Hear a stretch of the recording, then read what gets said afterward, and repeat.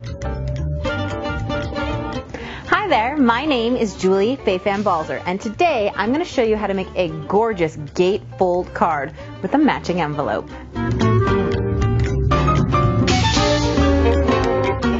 Did you know that it's super easy to import any SVG file into ScanNCut Canvas in order to change it over to an FCM file so that the ScanNCut can cut it out? And I'm going to show you how to do that when we make our gatefold card.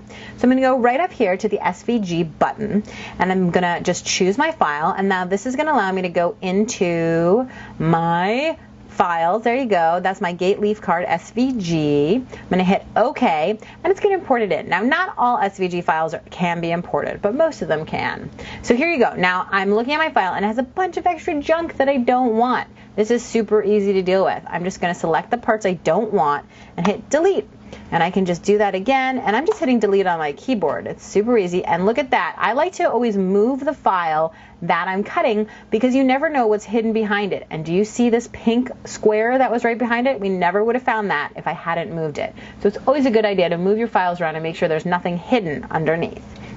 So once I've deleted that, and I'm sure it's just what I want, I can of course resize it here in ScanNCut Canvas, but I'm not going to take the time to do it. I can do that in the machine. So now I'm going to hit this big blue download button, and it's going to allow me to put this onto a USB drive. That's that little stick thing that you can put into your USB hub on your computer and then into the ScanNCut machine.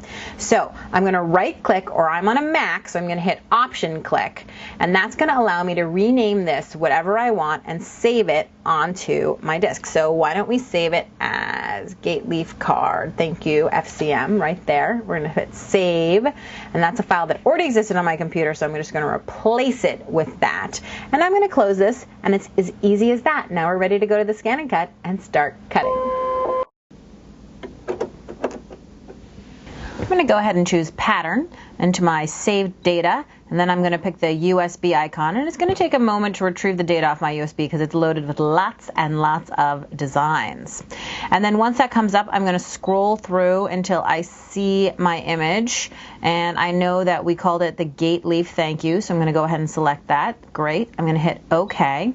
And now I want to resize my image because it's a little bit small. So I'm going into the editing function, and I'm going to resize it. And now at first this machine is not going to let me resize it. It's going to stop, and I'm going to be like, oh, it's broken. And actually the reason for that is because the ScanNCut is smart enough to know that there's no more room left on the mat. So as soon as I drag it to a different area where there's space all around it, then I'm going to be able to resize it to what I want. Now I know that I want my card to be 7 inches high. So I'm just going to, go up there and then just adjust back until it's exactly 7 inches high. And there we go. And so it's 7 by 10, and now I can hit OK. And now I want to just drag it onto my mat anywhere that looks good to me, hit OK. And the next step, of course, will be scanning in the paper that we're going to cut it from to make sure that it's perfectly placed. So I'm using a middle tack mat, and I'm going to go ahead and pull the dust cover on off of that. And then I'm going to put my paper down, and I'm going to smooth it into place. And it's always a good idea to take your spatula tool and just make sure that your paper is really adhered down to the mat so that there's no slippage when you're cutting. Once that's done, I'm going to go ahead, open the dust cover on my machine. I'm going to double tap into my machine to make sure it's really in there, holding with one hand, press the load button, and now I'm ready to scan in my paper. And the machine's just going to take it in and scan it. And you may be wondering why I am scanning this big 12 by 12 piece of paper in. And the answer is because it's a good habit to get into, because you never know when you're going to want to know whether it actually reaches the edges. So there you go. You can see it. And here's a little trick, which is under this settings, you can actually dull out the color intensity, and now it's much easier for me to see. Now before I cut this, and I can see that it's going to cut perfectly, and if I really wanted to conserve paper, I could bump this up so that it's just on the edges. I'm actually going to add another design, and I'm going in now to the shapes that are here in your machine, and each of these is actually a cover for lots of other shapes, and you can scroll through all of those. But I'm going to choose this shape that's kind of here because I want a piece for my envelope that matches my card. And that size is perfect for me, but if I didn't like it, I could adjust it very easily. So once I have it, I hit OK. I only want one of them. I'm going to hit Set, and there it is. But of course, I don't want it to cut out of the center of my card. I want it to cut out separately. So now I'm dragging it down to a separate area, and I can again conserve paper if I want. And now I'm ready to cut. So I'm going to hit OK. I'm going to hit Cut. I'm going to make sure that my blade is set correctly and all my other settings, and then I'm going to press the Start button, and we'll be ready to go.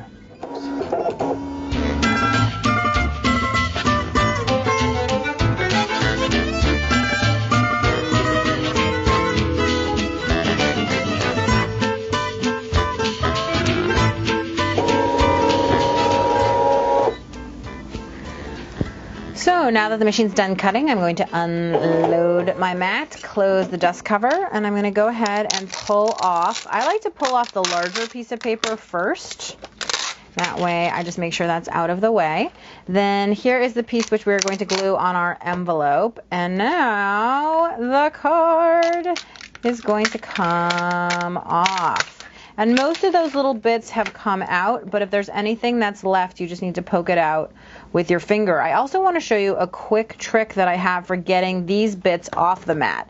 Now you certainly can take the spatula tool and scrape them off, but you can go a little bit faster if you just take some packing tape and then go ahead and make sure you hold on to one end because you don't want that packing tape to be permanently on that mat. But just go ahead and smooth it down over that paper, and then when you lift up, not all, but most of those little pieces will come up with the packing tape, and that just makes it a little bit faster, as you can see. And then I would go in with my spatula tool and just get the rest of it off. So we have our cutout, and now we need to score it so that we can fold it into a card.